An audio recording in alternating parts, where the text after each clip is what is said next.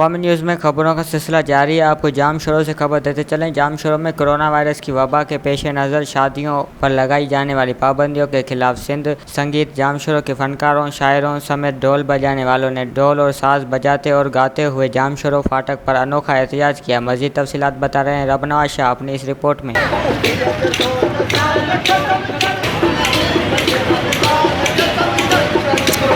سندھ بھر کی طرح جام شوروں میں آل سندھ سنگیت ایسوسی جام شوروں کے رہنما فنکار سکندر بردی، دانش منظور، محمد تھیم، سرمد ایاز، چنیسر اور فنکاروں، گلوکاروں سمیت ڈھولکی والوں کی جانب سے ہاتھوں میں ڈھول، ساز اور دیگر موسیقی کا سامان لیے جام شوروں فاٹک پر احتجاجی مظاہرہ کیا گیا۔ اس موقع پر مظاہرین نے حکومت سے مطالبہ کیا ہے کہ کورونا کے سبب سندھ حکومت نے شادیوں اور دیگر تقریبات پر پابندی لگا دی ہے۔ ہم سمیت پورے سندھ کے فنکار، گلوکار سمیت ساز بجانے والے افراد بھوک اور افلاس کی زندگی گزارنے پر مجبور ہیں۔ ہمارے بچے بھوک سے تڑپ رہے ہیں، یہاں تک کہ ہمارے پاس اب علاج کے لیے بھی پیسے نہیں ہیں۔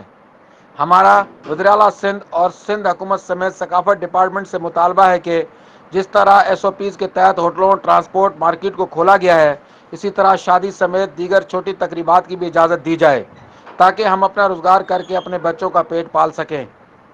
वधीक ख़बरनि ऐं तफ़सील जे लाइ विज़िट कयो असांजी वेबसाइट awami news hd.com ऐं ॾिसंदा रहो अवामी न्यूज़ HD।